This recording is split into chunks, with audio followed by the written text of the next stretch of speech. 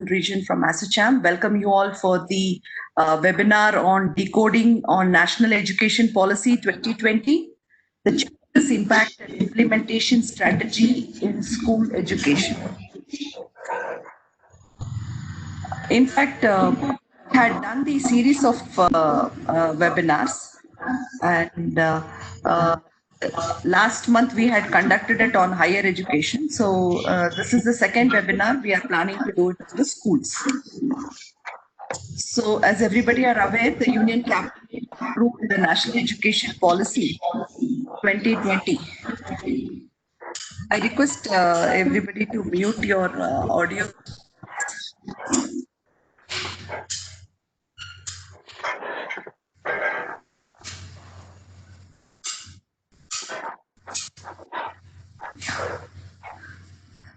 There's some disturbance. Yeah, just checking. Give me a minute.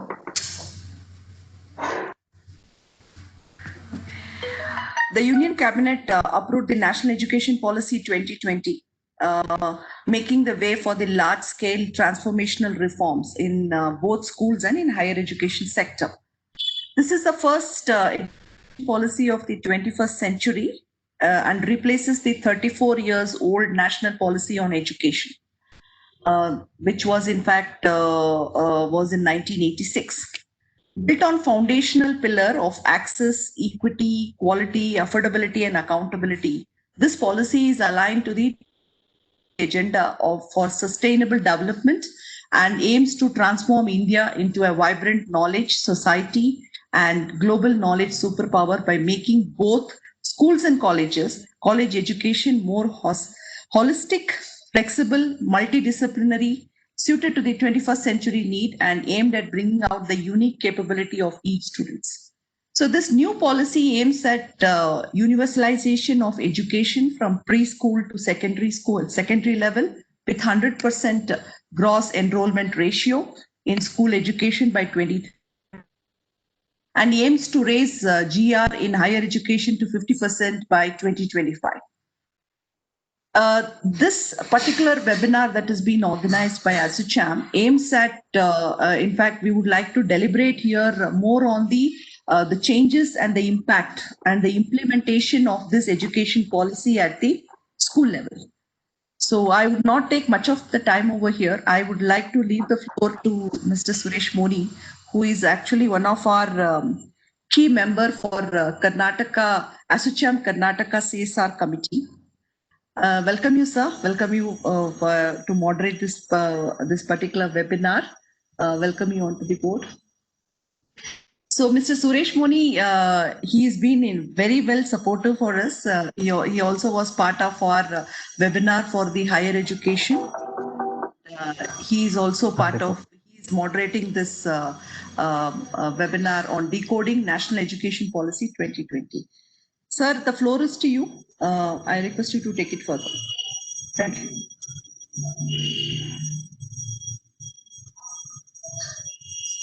Yeah. Am I audible now? Yes, sir, you're audible. Yeah, fine. Okay, thank you, Umaji. Thanks for the kind introduction. And it's a pleasure to be, a privilege and pleasure to be part of this ASSOCHAM webinar.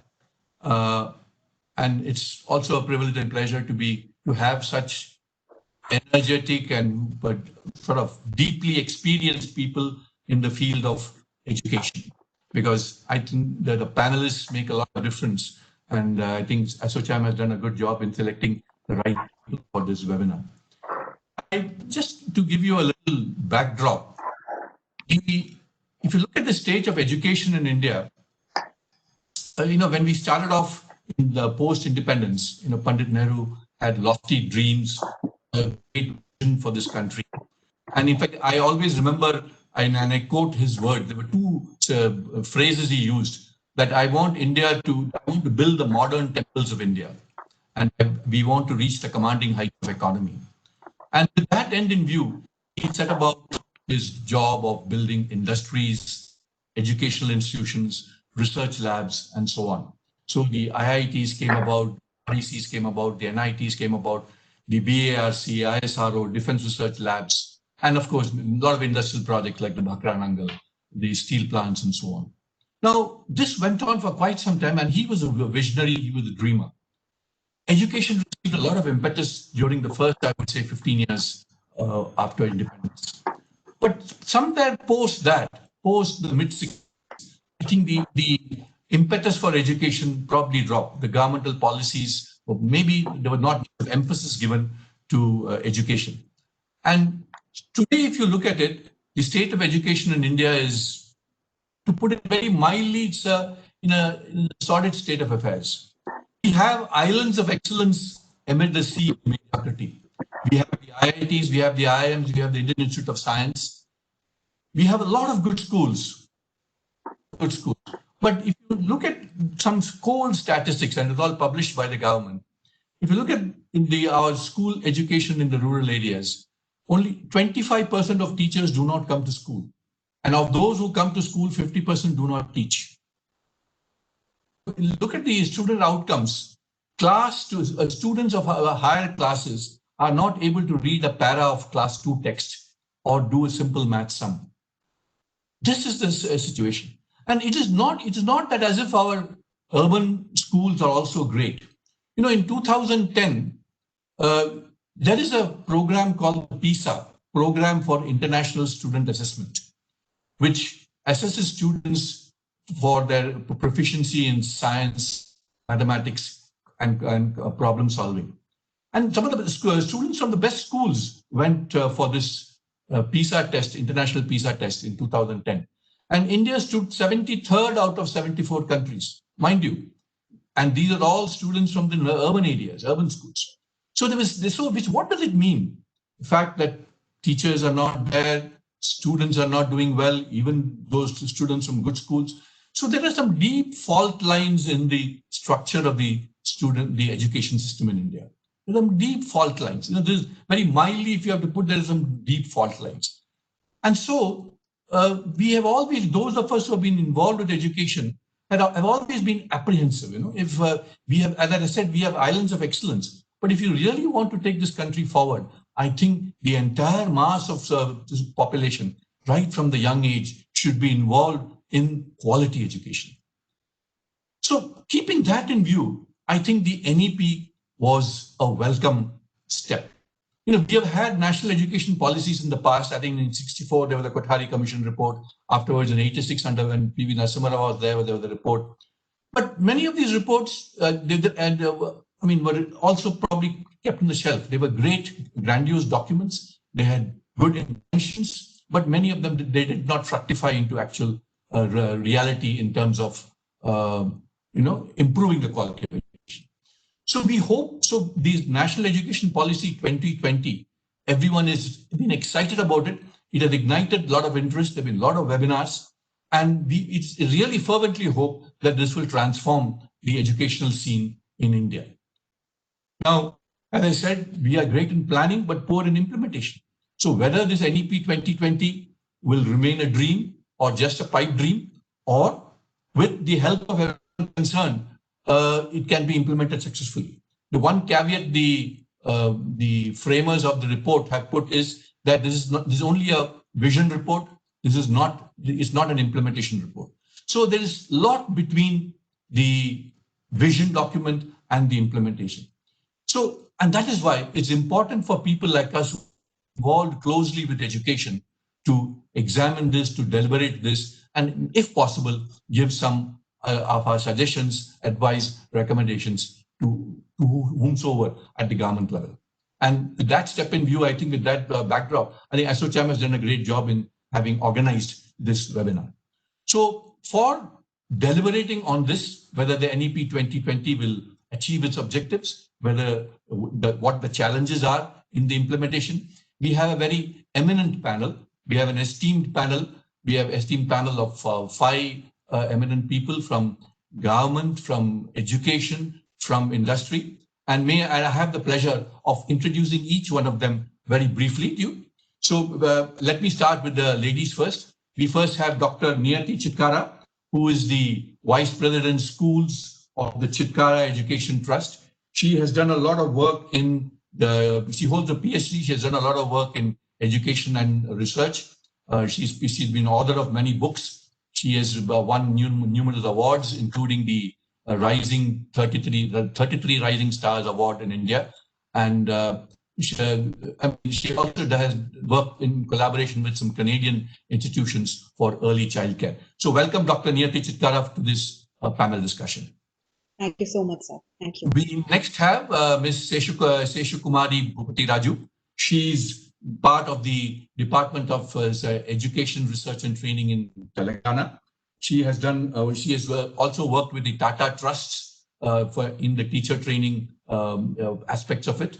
So, and she brings a lot of experience. She has a lot of experience in teacher training, and she has been also commended for some innovative practices in the field of education and teacher training. So welcome Ms. Seshu Kumari Bhupati Raju to the panel discussion.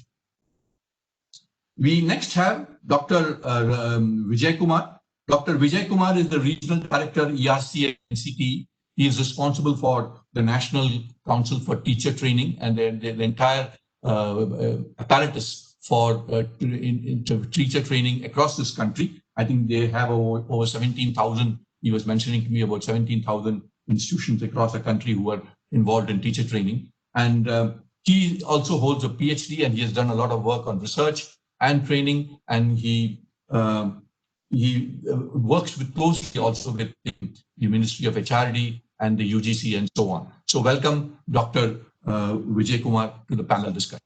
Thank you, sir.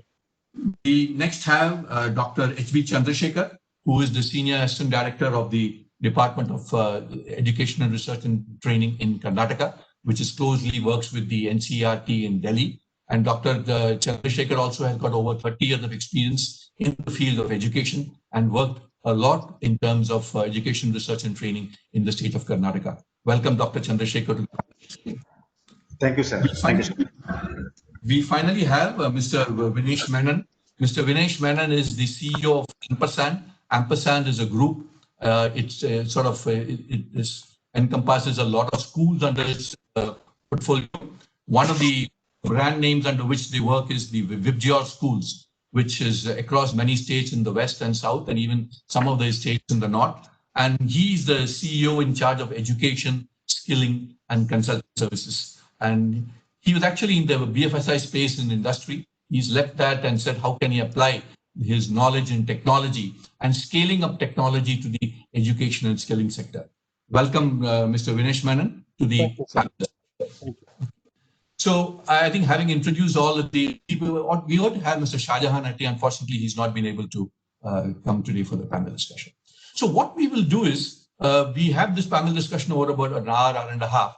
So I will first ask a set of questions, which is sort of to be common to each one. I think he will call upon each one to ask these questions. And if you really look at our the NEP 2020, it has been divided into 8 policy sections. One is really the early childcare, then foundational literacy, writing and numeracy, reinstating dropouts, holistic integrated education, teachers and teacher training, equitable and social inclusion.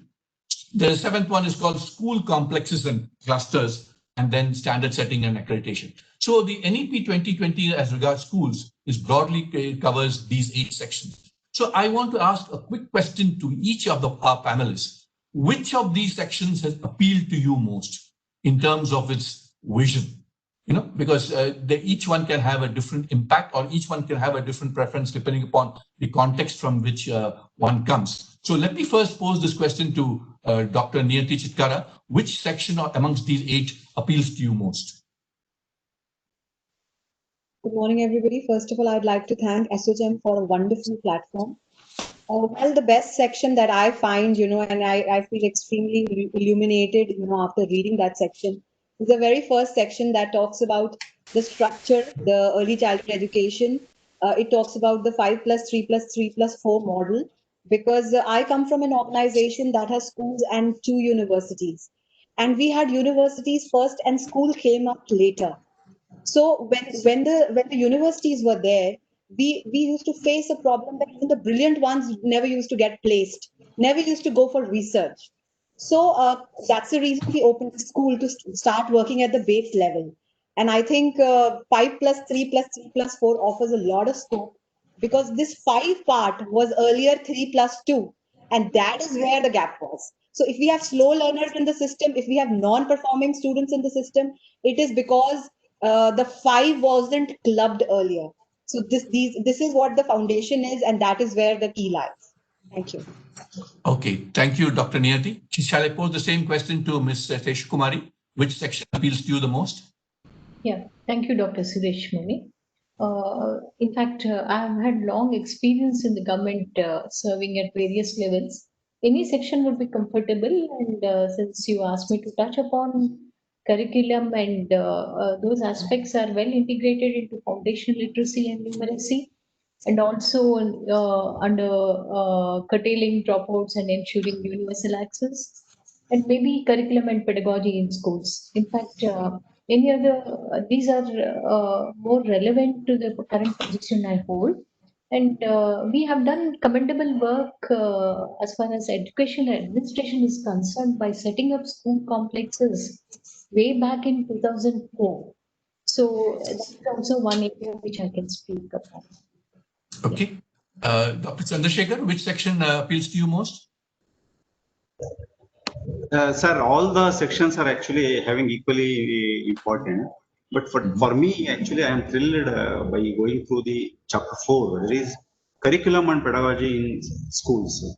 See, we all know that from in any education sector, there are 3 important components. One is the preparation of curriculum and textbooks.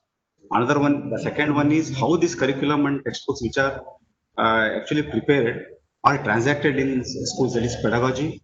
And the third one is the how this the curriculum and textbooks are effective. That is the assessment. How the children actually internalized the concepts, how they have learned, how much they have learned. These 3 areas, one is, if we can put it, input, process and output. These 3 areas, actually we are talking about the reforms in these 3 areas, which is very, very important. So that we are talking about shifting from rote memory to the understanding the things, understanding the concepts, experiential learning, making the education or learning more joyful, engaging. So this is a area in which I see lot of scope is there, so that if we implement this area in an effective manner, I think the whole education scenario and all the other sectors are also going to change. This is my opinion, sir. Okay, I know there's a lot of emphasis on rote learning and making learning more enjoyable and joyful. I think so, certainly well said. Okay, Dr. Vijay Kumar, which section appeals to you most? Now, I'm making all of you stick your neck out and give me one. I'm sure there'll be multiple sections which are enriching, but So the most appealing chapters, which I always enjoy is chapter 5, in which the role of a teacher, explicitly mentioned, and some of the components of teacher education has also been added, because school education and teacher education has a symbiotic relationship. Whatever the school education functioning that in the country, it is purely derived, or the teachers are derived from the teacher education sector. So that there is a synchronized or a symbiotic relationship between the school education and the teacher education, in which I was so much impressed upon the chapter 5 called the teachers. Whatever the the preamble of national education policy emphasis that education should be experiential, it should be integrated, it should have holistic approach, inquiry driven, discovery oriented, learner centered, discussion based, flexible. All these are all essentially governed by the attitude and the mindset of the teacher. Whatever the curriculum or whatever the framework, instructional frameworks that is been driven by any sort of a curriculum or maybe non-curricular activities. But see, the entire attitude, it all depends on the entire the teacher, with which he makes the difference in the classroom. So that is what role of a teacher was explicitly mentioned, and the way teacher has been given due importance, especially in the school system, or maybe in the it has been derived from the teacher education sector, so that they should go hand in hand. So thereby it can bring whatever the system that they wanted to revamp or bring any desirable changes from product based to process based learning. It is the teacher who makes the difference essentially, not the other part which are not that much important as far as my knowledge goes. The teacher obviously is the pivot around which the entire education system revolves. I might ask you just one question before I move to Mr. Vinesh Menon. What is the shortage of teachers in India in the school sector? The NEP, the final document does not mention the figure. In fact, in higher education today, there's a shortage, they say, of 3.4 million teachers, I mean, current 1.7, but it might go up to 3.4 if we want to achieve a 15:1, pupil to teacher ratio. But here they have mentioned 30:1. So what is the shortage of teachers currently? Yes, and so that NCT being a authority to decide the recruitment policy of the teachers that are working in the state and the central government. Essentially, NCT to ensure what is the quality of teachers that are going to be recruited. In the year 2011, after the Right to Education Bill passed, NCT has been nominated as the authority to fix up certain professional standards for teachers who are going to be recruited in the country. For that, we have introduced teacher eligibility test as one of the mandate through which teacher can be screened. The teacher education system in the country is in a very bad shape, I can say, or rather it's in a crossroad. Thinking that number of teachers who have been trained, of course, in India, teaching is a last option for most of the or majority of the students who admits the teacher education program. For that, students who enter mostly with the chance, not with their choice. Once a candidate trained in a particular teacher training, you may be given adequate inputs or instructional facilities or the infrastructure facilities, whatsoever it is. Ultimately, it has been assessed by his performance through a common entrance test called teacher eligibility test. Yeah, I understand that, Dr. Vijay Kumar. I just wanted to know what is the shortage? What is the shortage in terms of some numbers? Definitely, it is roughly, we have a figure of 3 lakhs teachers, 3 lakhs teachers in few states. And we don't have any clear state data of union territories. We have roughly 3 lakhs teachers or shortage in the most of the states. Okay, so most of the states, fine. Thank you, Dr. Vijay Kumar. Let me come to Mr. Vinesh Menon. Vinesh, which section appeals to you the most in terms of its vision and scope? So I must confess that most of the sections that appeal to me have been already discussed by the others. Having said that, I'll just kind of give you my perspective.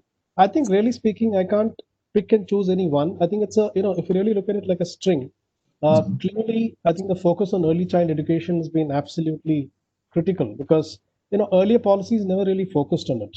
And researchers have clearly shown that, the prenatal stage, postnatal stages, a lot of things happen, especially till the age of 8 or 9.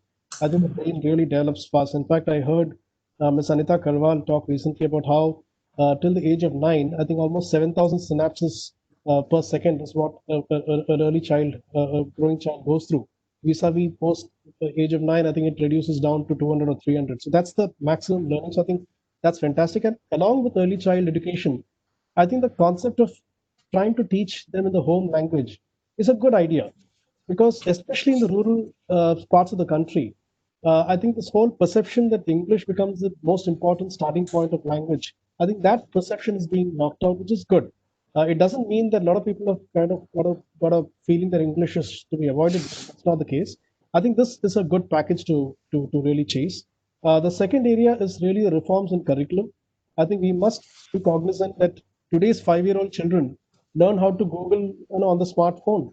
They're all digital natives. So the very fact that NEP has recommended reforms which have really changed the approaches to curriculum and really brought an emphasis on experiential learning and trying to make learning more interesting and to integrate that with virtual reality and artificial intelligence just to get that whole excitement into a child's mind.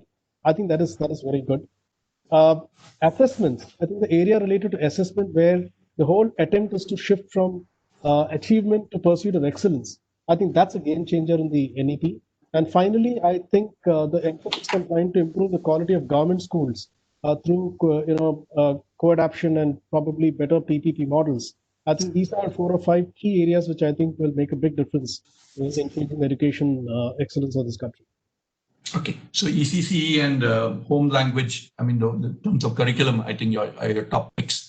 Now, in fact, the home language, the teaching in your mother tongue or home language, I think is a great initiative, because I think a lot of our children from the underdeveloped regions probably lose out because of the pressure that they have to face because of the English language education. And I think that's a great step. Now, so keeping that in view, I think I'll start now with Vinesh. So, okay, before we come to the implementation challenges, what are the low-hanging fruits? What in these policies or in this policy document can be implemented quickly? You see, because this implementing quickly is important. You know, when we started this century in 2000, we said we have the demographic dividend advantage. Now, 20 years have passed. The country has not really got an active in terms of exploiting or leveraging the demographic dividend. We have another 20 years to go until 2040 for the demographic dividend advantage. After that, India will also become an aging country. So this national education policy has to be implemented quickly. Government has set a timeline of 2030, which means in the first 5 years, we have to get our act together and implement most of these policies. So first, I think I would ask each of the panelists, what are the low-hanging fruits? What can be implemented quickly? Starting from you, Vinesh. So I think I must say that there are still some areas of concern here, because while you rightly said that the next decade is going to be the period where it's going to be implemented, really speaking, I think the benefits of this entire policy is going to be really felt from 2040 onwards. So in a way, the entire the children who right now belong to the, let's say, the initial stages of schooling, by the time they reach out and finish the schooling, they had only got bits and pieces of the NEP. So I think to that extent, I mean, of course, I'm not in the seat of the government to be able to comment on this. But really speaking, the NCF, I think, is the key from where it all begins, the National Curriculum Framework. And my understanding is that that's going to kick off from 2021, 22, and that's going to come quickly. So without that coming out, really speaking, no one can really kick off the whole process of change in the way the curriculum is to be taught. Having said that, in the private school space, I think a lot of these things are already being implemented in some form or the other. For example, the whole scripted curriculum that at least our school follows, right from the pre-primary all the way to the 8th standard. Our objective is to try and create a scripted curriculum purely to bring in this little experiential change way of learning. And that is something that we have been able to do pretty successfully. I think early child care, or rather early child education, where a lot of focus has to be put on changing the way the early child learns and go beyond cognitive and get into numeracy skills and literacy skills. I think that can be started almost immediately. But in terms of the pictures like the assessments and the whole multidisciplinary mix of subjects, I think those are going to take a little bit of time. And the other area of concern, I won't say concern, but it's a thought to be pondered. See, it is very clear that EduTech and academia have started to talk. And a lot of conversations have happened of late, and they've started to do far better in the recent times. But the problem is they are getting all stuck in the urban side, urban and tier 1 cities. They need to go beyond. They need to go into the hinterland of India. And for that, a lot of things has to be done. Your devices have to start getting cheaper. Your internet bandwidth has to start going up. So in parallel to what NEP is trying to do, I think some of these parallel activities have to start and probably will require different departments. Maybe the IT department has to get into it along with education to try and put these things parallelly. Otherwise, the sequential process can probably set us back. So to answer your questions, easy, immediate early child education can kick off. Easy, immediate, at least for the first, 5th to 6th, 7th standard, I think the way of teaching can be slightly different straight away. These are in our hands, and we could do it, at least in the private side. Okay, fine. Thank you, Vinesh. Okay, Dr. Chandrasekhar, what can be implemented quickly? In my view, all the sections are equally challenging, and if you can actually put my thought on which are the sections in which you can actually concentrate initially upon, the establishment of these school complexes. So this is the first one in which we can straight away go into identifying a bigger school in a Gram Panchayat area or at a cluster area, so that that leading school can be made as a school complex, and then other schools in that vicinity can be tagged to that the bigger school. So that is the one. And the second one is the reforms in the administrative sections. These standard setting and accreditation. Since the changes have to happen from the top, so we have to actually drive the changes from top. So that is the area in which we need to actually concentrate upon and bring reforms at the state level, set the standard, and ask the schools to regulate themselves. There is a self-regulation things that we can actually do it in 2-3 years. The other things which are very challenging are these curriculum and pedagogy, and also ECC is also very challenging since it involves more different departments, involvement of different departments, convergence. So in this aspect, I actually lay my hand on school complexes and bringing changes in the administration of schools. That is governance of schools. Okay. Thank you, Dr. Chandrasekhar. I think you're good at setting up the school complexes and clusters. I think it's an easier thing than reforming some of the existing malaise. Dr. Vijay Kumar, what can be implemented quickly? Sir, NCT being a regulatory body, taking the draft national curriculum policy into consideration, we have initiated various activities. One is the national curriculum framework for teacher education, in which we have already initiated, and maybe we are going to submit another within 2-3 months. We are going to submit the draft to the ministry. So that is a curriculum framework. And the second is B.Ed integrated teacher education program, 4-year B.Ed integrated, which is already in force since from 2014, and by 21. See, the entire integrated teacher education program will be in board. In a sense, no, they'll be almost all in the board. So that is the two major important issues that we are going to take up in the coming year. Oh, that's good to hear. That means by 21, if you're saying the teacher education framework in terms of the B.Ed program, the 4-year B.Ed program. And yes, that's very good to hear if you have the framework and ready. Okay, yes. Can I go to Ms. Eshu Kumari? What do you think can be implemented quickly? Yeah. Dr. Suresh, if we refer to the NEP expected outcomes, there are certain milestones which are defined in the policy document. So the very first one, which seems to me as a immensely possible and feasible kind of approach, is universalization of ECCE, because this document for the first time has recognized ECCE also as part of school education. There are issues regarding interdepartmental coordination and also a lot of administrative structural changes and also curricular kind of reforms to be put in place. The milestone given for this particular step is 2030, and they suggested that it should align with SDG 4. So maybe as a quick solution, what the Anganwadi workers, who in fact Dr. Suresh has mentioned in his approach paper, which is circulated to the panelists. So most of the Anganwadi workers are having qualification of intermediate and above, which is +2, and which well fits into the NCT norm also.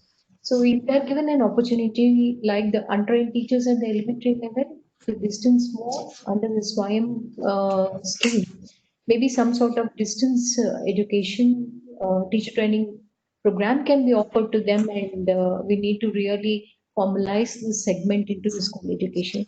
We have to bear in mind that particularly in South India, the population growth rate has come down significantly.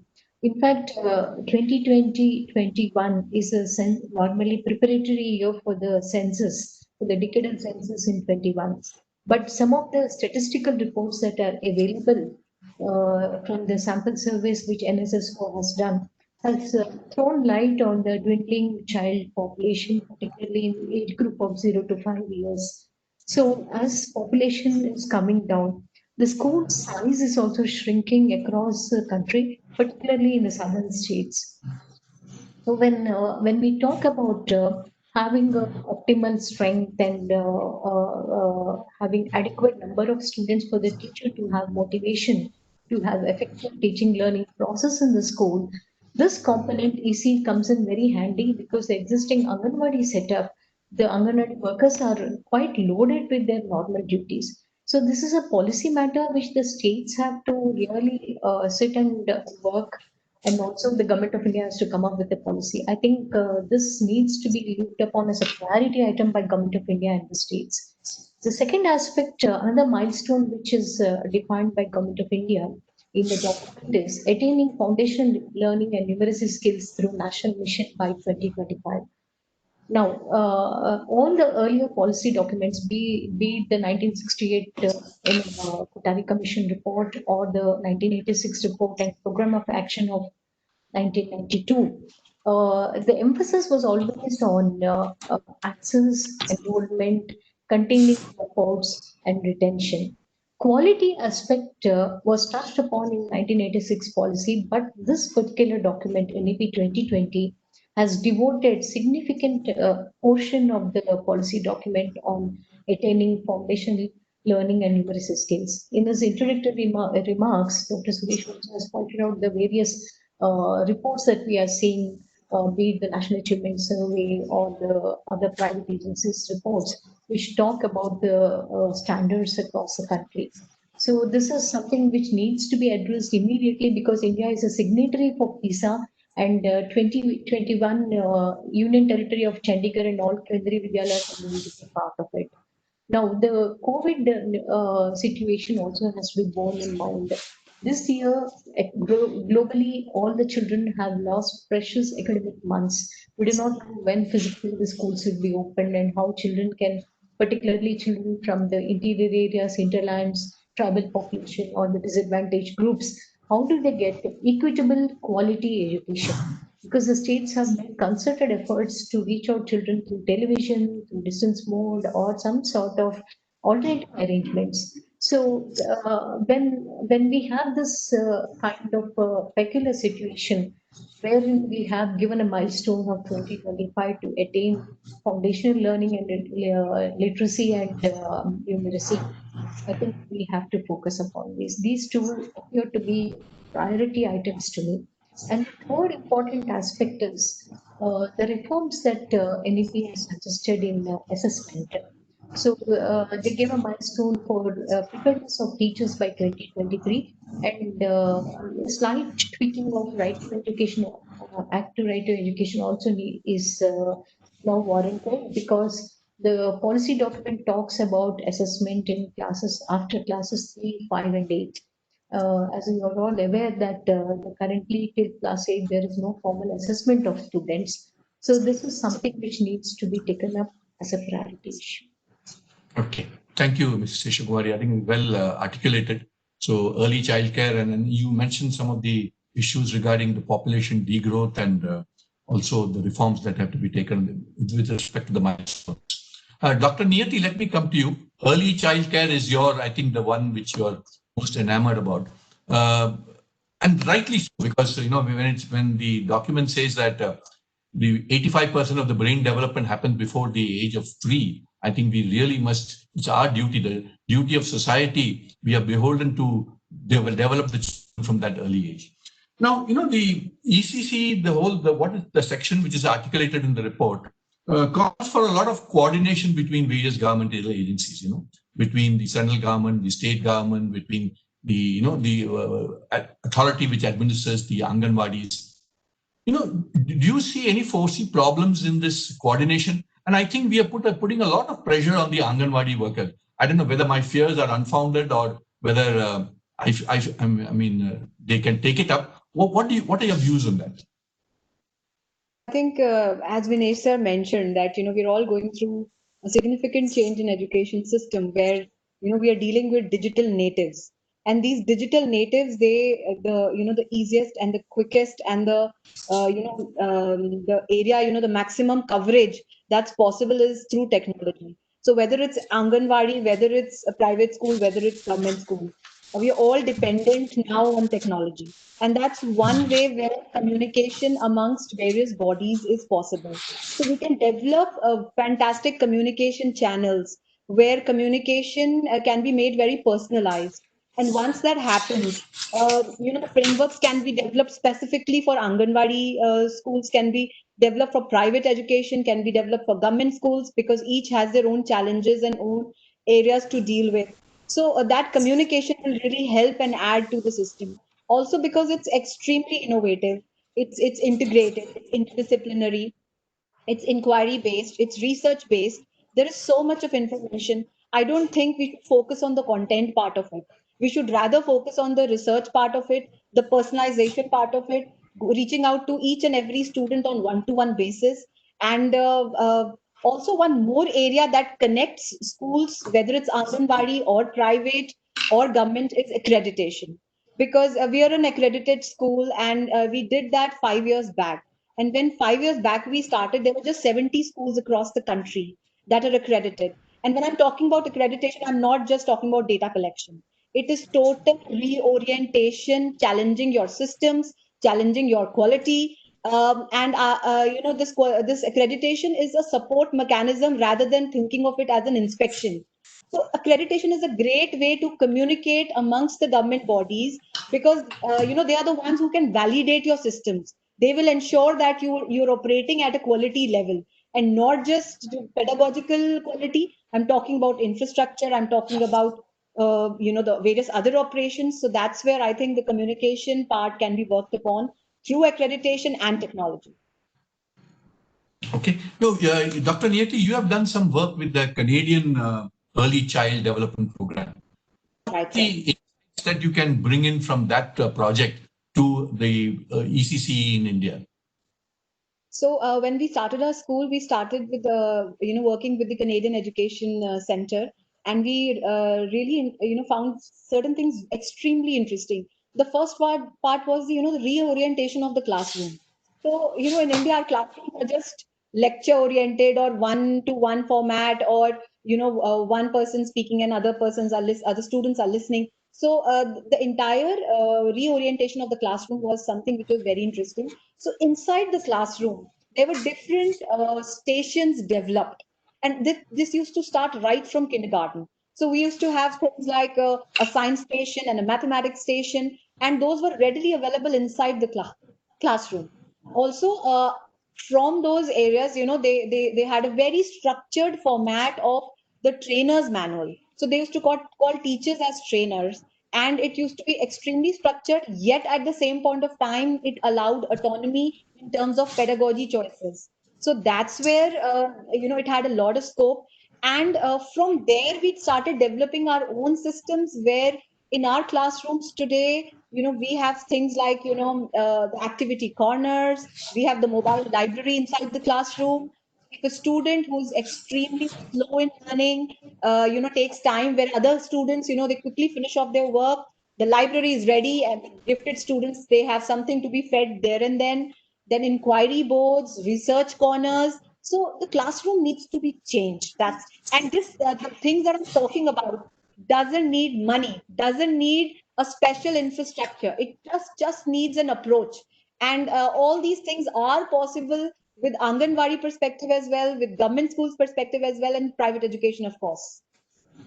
That's very heartwarming to hear, that without investment, we can replicate these classrooms across the country. The biggest problem that we face is, especially in a large country like India, is how do you scale up? And if you think that it's just the right mindset that is required and implementation by the people without too much of investment, that's a great Also, sir, for scaling up, just to answer to what you said, we have a great tool called mobile. Starting from mobile education to mobile testing to mobile assessments to creation of e-resources on mobile, Diksha platform, everything is available on mobile. And today in India, we can reach out to every nook and corner through mobile. So I think that's one great tool to scale up on, whatever NEP offers. Dr. Moni, if I may just step in for a second, since we talked about Anganwadi workers to start with, Yes. just a quick, we run about close to 800 Anganwadis, in actually Balwadis, because they're connected to the schools in Maharashtra. And therefore we are associated with their Sevikas and Sahayikas, their teachers and helpers. And I must tell you that, yes, on one side, I agree that this whole interdepartmental within the governments are a bit of a concern because WCD gets involved in it, education department is another department, and there are some concerns there.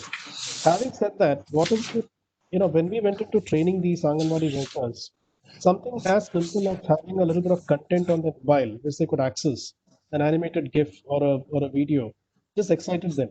So all of them are really extremely excited, passionate folks. All they really need is a little bit of guidance and a little bit of structured approach on how to take the classes.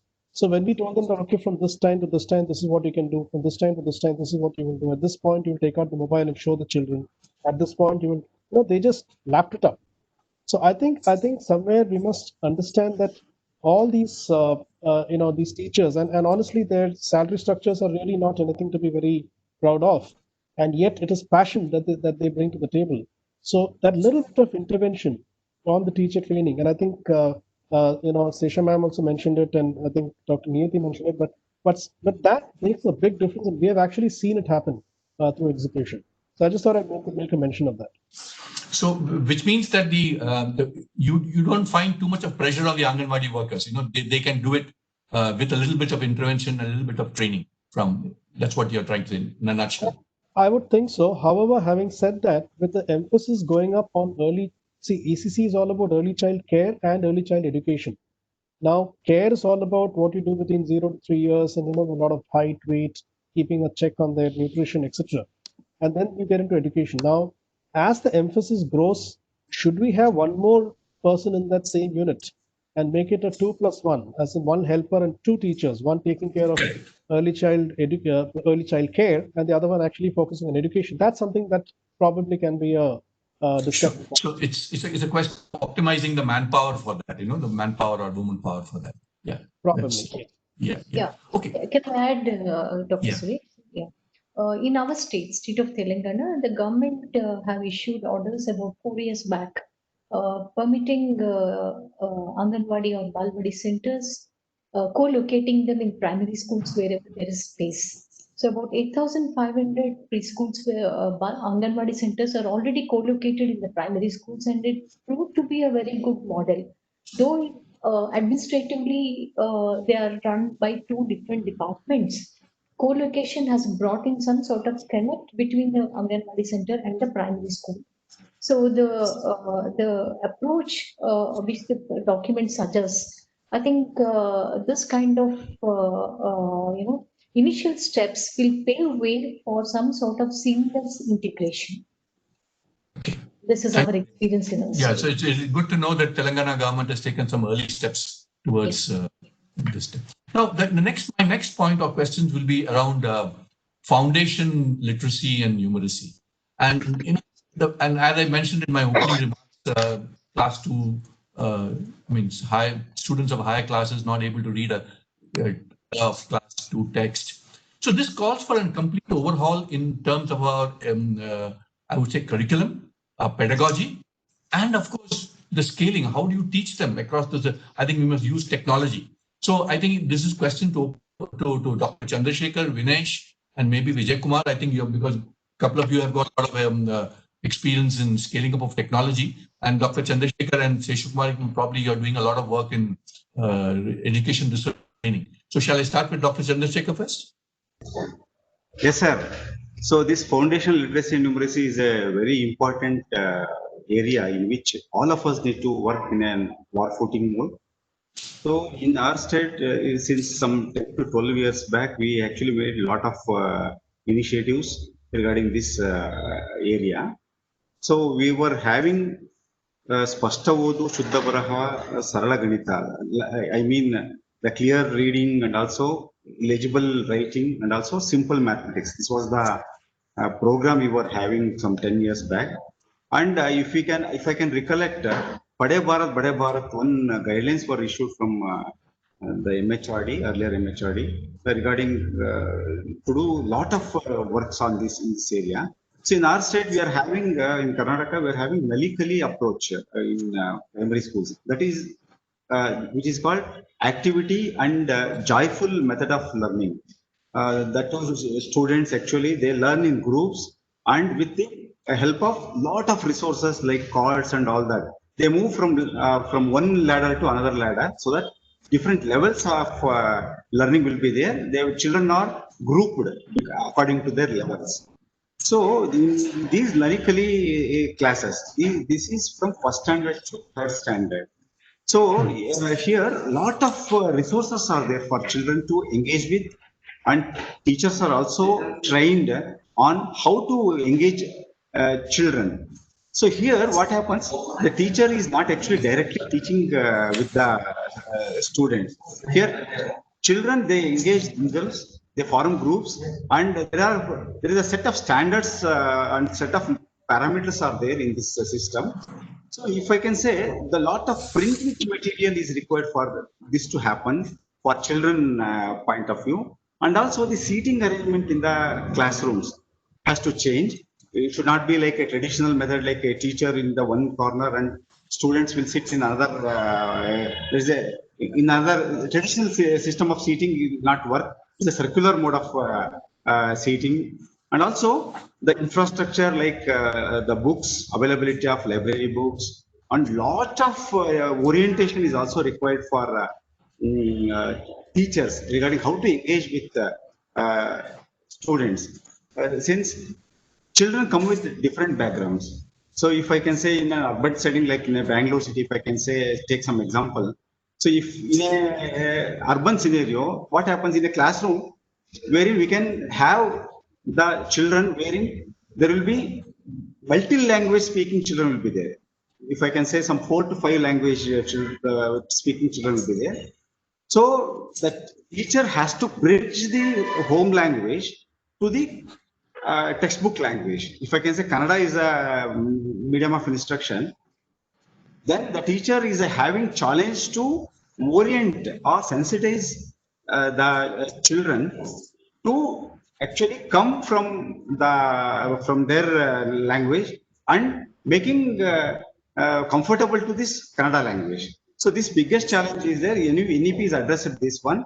Bilingual approach is actually it is proposing. So in the early foundational literacy and numeracy also, a teacher need to actually empower with many languages, not only 2 languages. If I can say more than 3 to 4 languages, it is not mastery is required. Maybe some basic terminology, basic words in which the child speaks in that scenario. So in a local city setup, the teacher has to decide what are the languages the teacher is required to learn, and by her own initiation, the teacher has to empower herself so that to come up with to face this challenge of actually attaining foundational literacy and numeracy in her school. This is my take. Thank you very much. And thanks for enlightening or highlighting some of the experiments that you're doing in Karnataka. Now, Vinesh, you have said somewhere that you got this, what you call it, the blink moment, and where you left your private sector job and you entered this whole area of digital literacy and skilling and using technology to build it to scale. Now, keeping in view foundational literacy and numeracy, how can we use technology? Suppose we have to do something on a pan-India basis. How can we use technology to scale up this entire initiative and effort to build foundational literacy and numeracy across India? So, sir, I'll answer this in 2 parts. One is, of course, the blink moment. See, the blink moment really came up only because somewhere I saw, I was in the banking space, banking and NBFC space. Now, if you really look at the banking space, you got so many branches and so many points of contact with customers, microfinance companies, NBFCs, banks, branches, etc. And they really work on a localized mechanism, but they're still guided by a certain central governing system, because banks can't get more governed and more process driven than what's happening. So really speaking, there is a way to do it. There is a way to really have a centralized system and yet go local. And I felt that something similar is possible in the education space. Because in an education space, neither can you allow a local system to be completely siloed, nor can we have a system where central systems completely become the masters of the that whole balance has to be brought in. And I felt there's a lot that can be done in that area by borrowing a lot of best practice that is there in my corporate world. And that is a blink moment that got me to get into a space where I thought India is really at this point where some fantastic things can happen over the next 2 to 3 decades. And I thought I can do my little piece of contribution towards that. Having said that, on the specific question that you mentioned, like I mentioned, I'll go back to my Balwadi example. I think the first objective was to recognize it. To recognize that we need to give this learning foundation in numerical literacy and in the early stages. And there, right from it's not just technology, sir. It's also to do with basic things like Bala, building a learning aid, and then using the mobile phones to have these videos and animated GIFs, etc. Now, the central system can be the one to deliver on this. The experts in the center can create this, can create the curriculum, can create the platform, and then send it across to multiple people. That's what digital platforms do for you. Now, the real trick is how do you then get the teachers locally to follow that and actually deliver that in the classroom? And that can only be done through a very engaging, interactive, digital continuous professional development that the teachers go through. Today, somewhere, training is very physical. They come for twice in a year, they come for a training program for 3 or 4 days in each of these programs. They learn a lot of things and they go back. But once they go back, they get caught into the routine. Now, we have to create a kind of a platform which allows the teachers to revisit what they have learned, have fun, do self-assessment, interact with others, have external faculty connections. While it's easy to say all this, and by no means have I reached a point where I can scale it yet, but the mind has started to open up. And a lot of a little we have done. We have done programs in Jammu and Kashmir recently, the teachers. We have done programs in tribal schools. We have done programs in Balwadis in Maharashtra. Everywhere, the most single biggest happiness quotient is that there is a reception to this change. We always felt that there could be a resistance to technology, but that resistance is not there. Yes, in the initial days, there is resistance in the sense a lot of them don't even know how to download Chrome. But so I must say that technology alone can't be the answer. It has to be phygital. You have to have a physical interaction and a physical connect to start with, and then transition them into technology. And honestly, this COVID that has happened, while it has been a big bane to me, has been a big milestone moment, an inflection point for everybody to change the way they look at things. So that in a way is the some of the things that we have started to do. It's very good to hear that you have done your work across geographical context, from Jammu to Maharashtra and different diverse settings, and that experience will be really good for scaling it up. Now, I had one question. And you mentioned it can't be technology alone, and the physical setting is important. The NEP says somewhere that it talks about 1:1 tutoring. Now that sets me thinking, how do you get this volume of tutors? If you want to do 1:1 tutoring for the foundational literacy and numeracy level, where would you get these tutors? Anyone can answer that.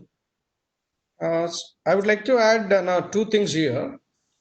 Yes, Dr. Vijay. How NCT, being a regulatory body of teacher education, to ensure, the imparting foundational literacy and numeracy, teachers should have the basic understanding, since the growth and development of a child is a scientific and a logical process, for which we have ensured that by 2030, any teacher who want to become even preschool teacher should have graduation and a professional degree.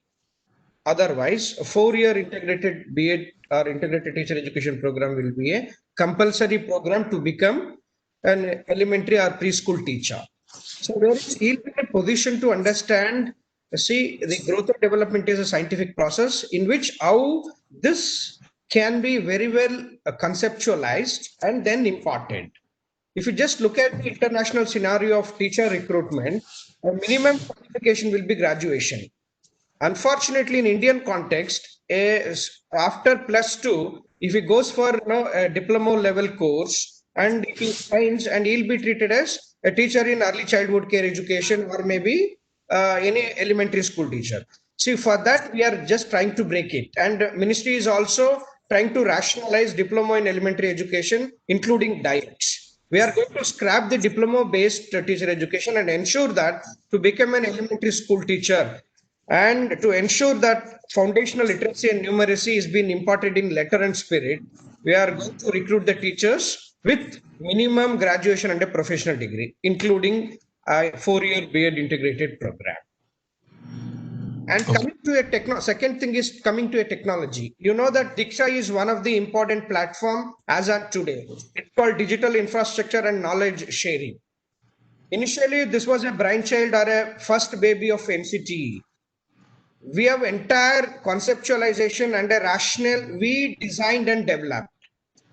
Since NCTE is only a statutory body of catering to the needs of teacher training, pre-service teacher training, we didn't have sufficient manpower.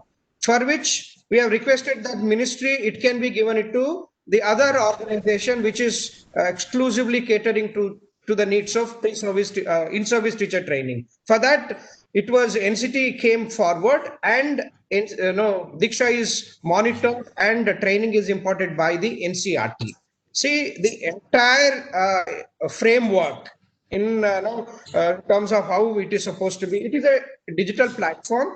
All level specific subjects training has been made into digital, and they are taking the whomsoever is the stakeholders, maybe a pre-primary till the higher secondary, they will categorized into a different levels, and there will be a state level or maybe the national level resource person, and they'll be trying to teach the master trainers, and thereby they are going to impart the teacher training to the other stakeholders. So that is why it is like a chain, and I'm sure Diksha is only digital platform. Of course, there are many ways and means, including digital platforms or maybe the techniques that is being required. And it is the sole responsibility of the central government or the state governments to ensure that. See, the right training is being imparted to the teacher trainers or the teachers, so that the same is going to be reaching to the stakeholders. So I have one question, and so with technology being what it is now, and people are close by. So suppose in the northeastern region of India, you have shortage of teachers, you have shortage of tutors.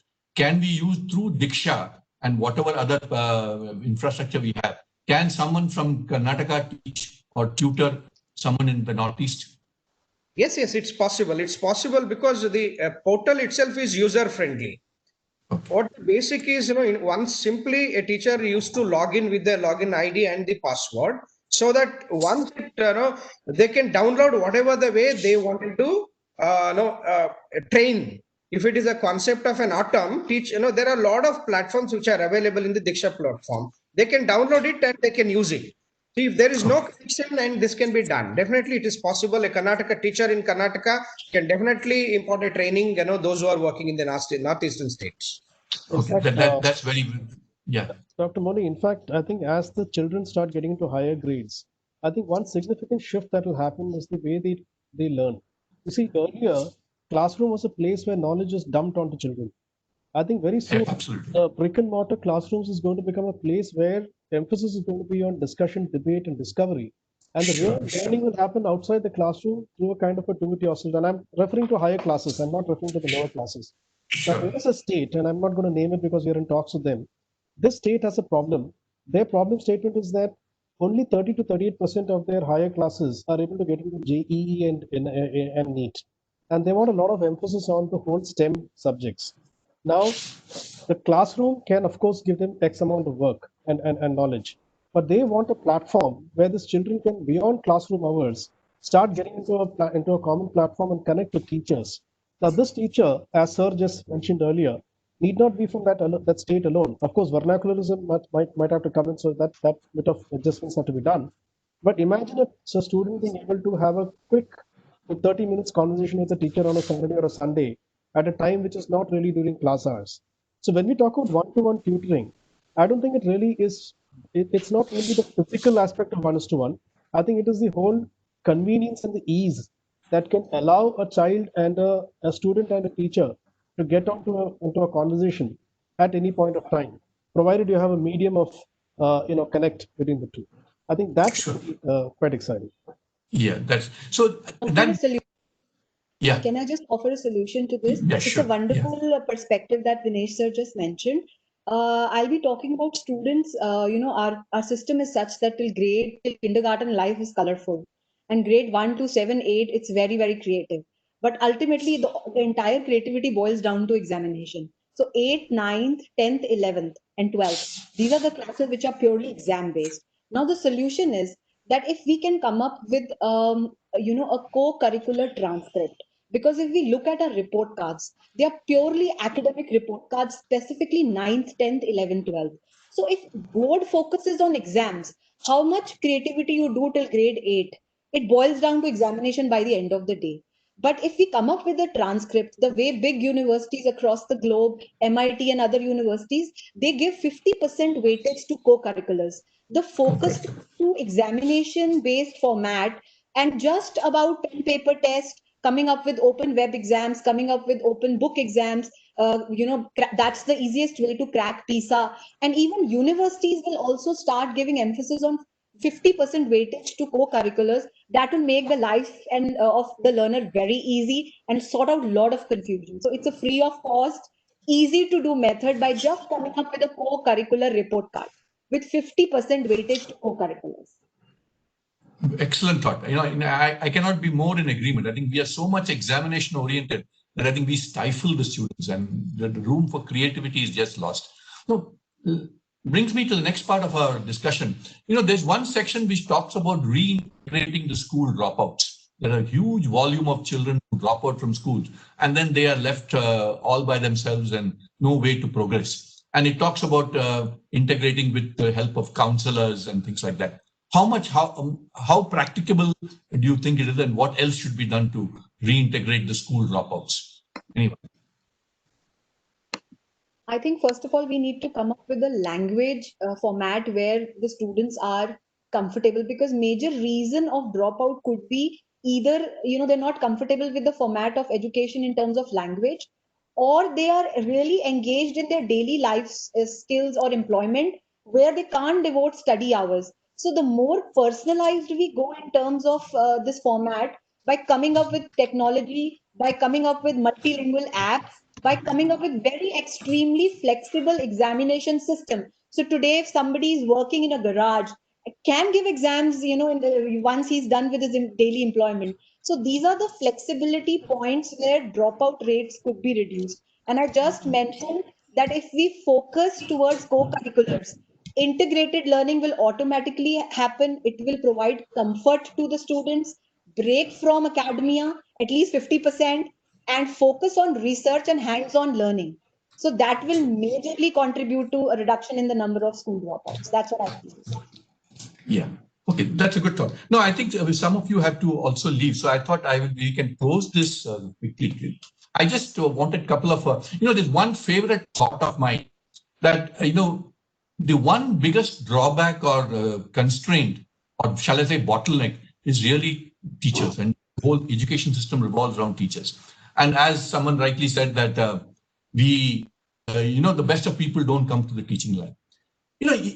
Has it, or is it time now to set up a national teaching service, much on the lines of, we have the Indian Administrative Service, we have the Indian Service for Accounts and the things like that, IPS, Indian Foreign Service. I think teaching should, and select only those, of course, who have the passion, but make it a really high profile, let me not use the word high profile, but a good, very highly respected job. Has the time come to set up a national teaching service?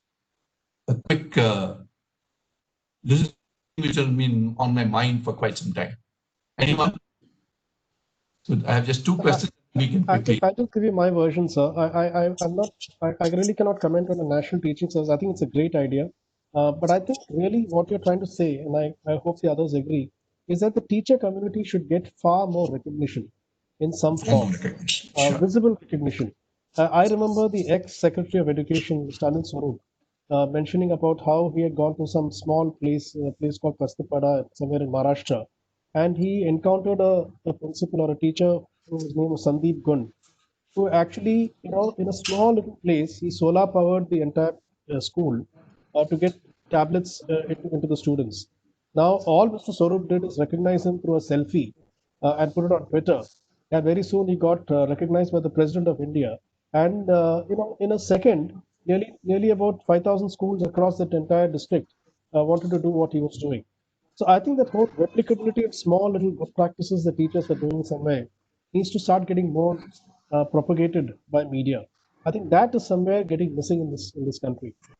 As long as you do that, I think the whole the excitement about being a teacher is good. Because today what's happening is the teachers are really doing a hell of a lot in putting themselves in front of a child and making them learn.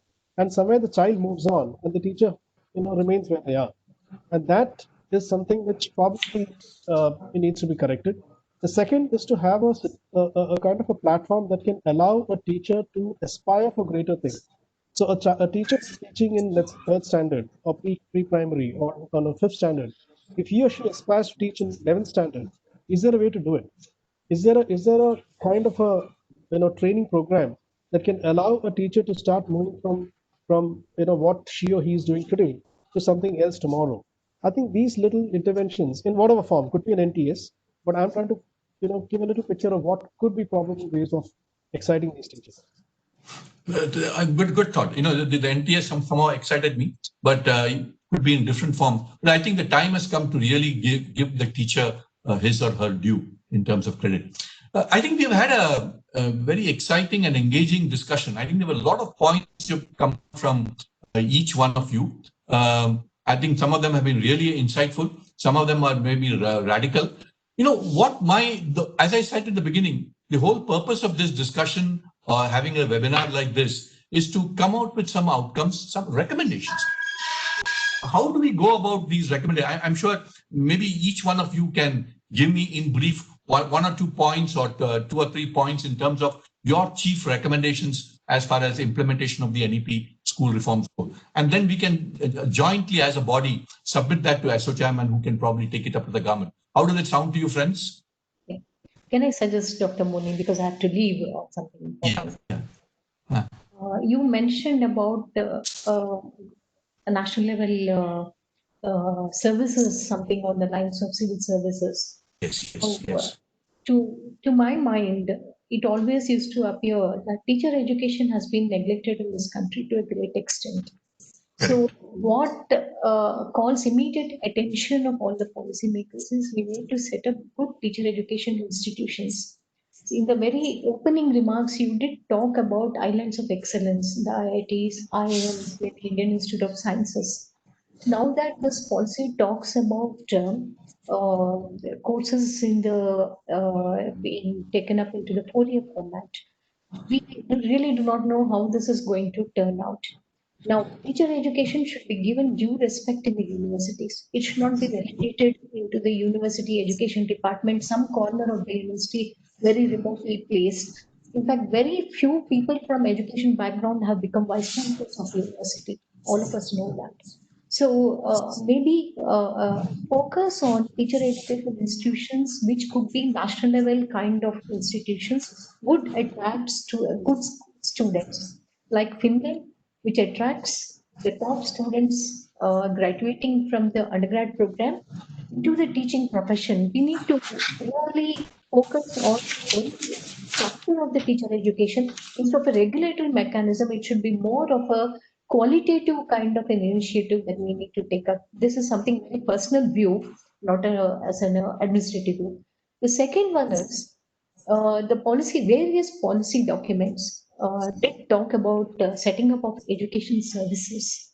Now, when I talk about education services, this policy document also talks about administrative reforms. So when they talked about school complexes, that is at the granular level, you see that is at the grassroots level, the school complex is touched upon.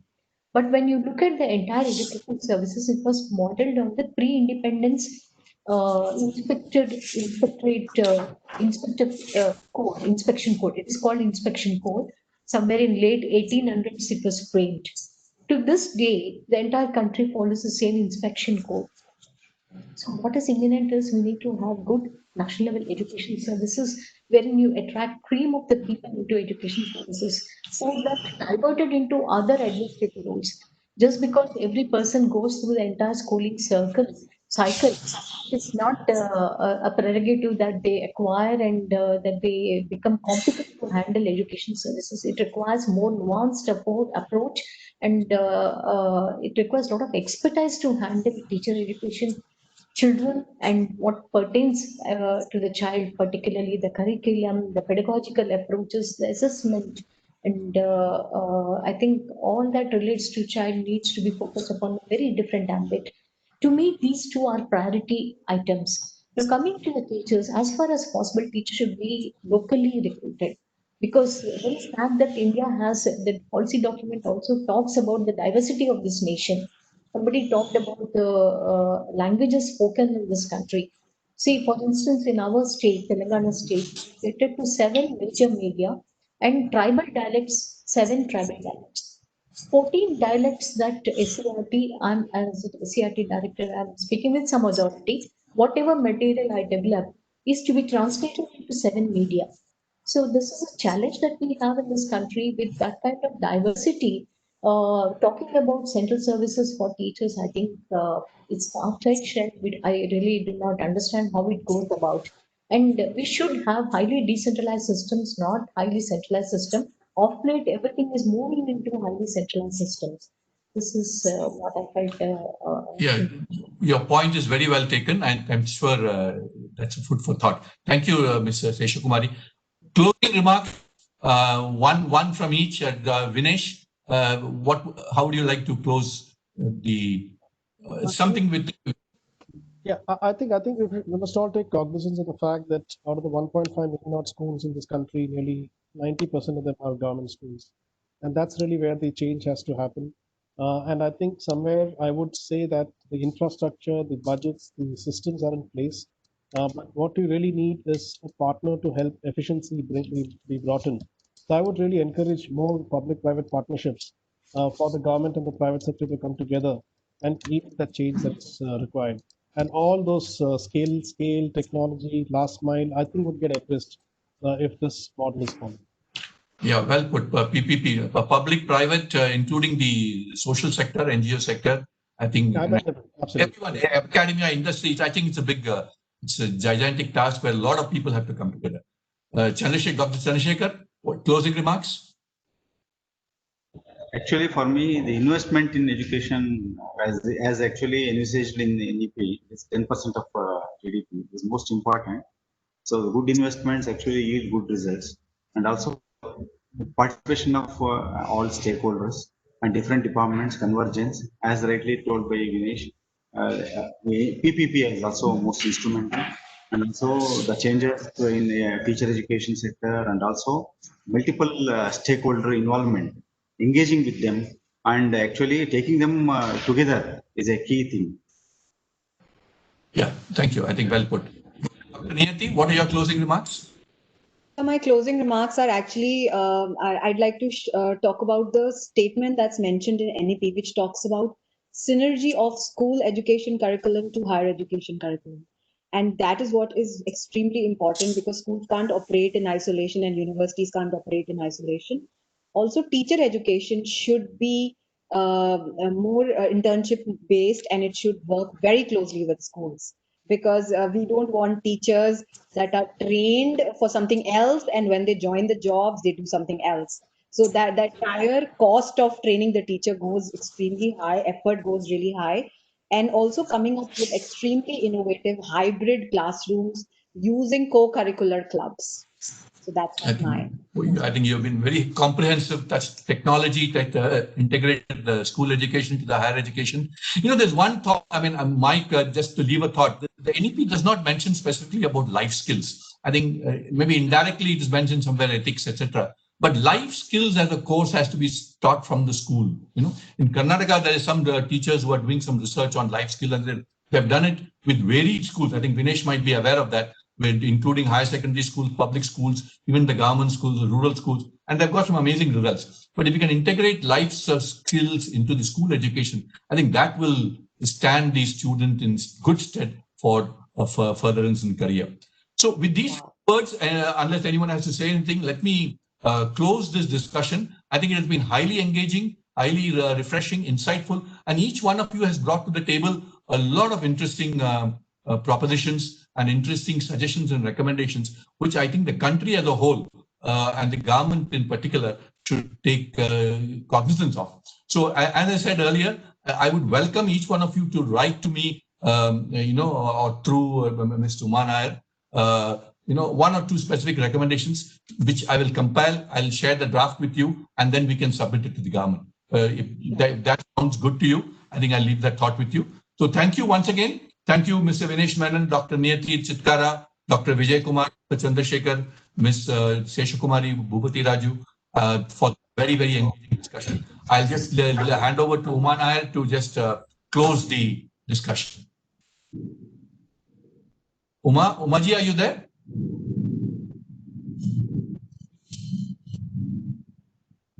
I think Umaji probably is. Sir, this is Sovinia. I will be speaking on behalf of Uma. Yeah, sure. Yeah. Sir, it was a very interesting session to interact with the stakeholders from government and school education, and also with the stakeholders who are into education space. And it was very interesting to understand what are the challenges and way forward, and also on the immediate basis what are the roles and responsibilities to be taken care. So it was a very insightful session, sir.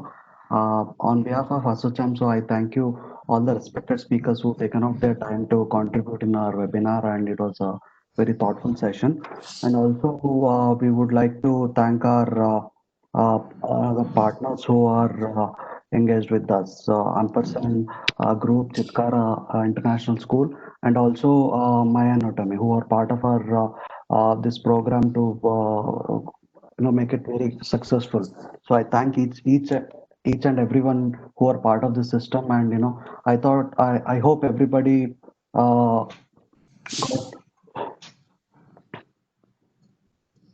Thank you. Yeah. Thank you.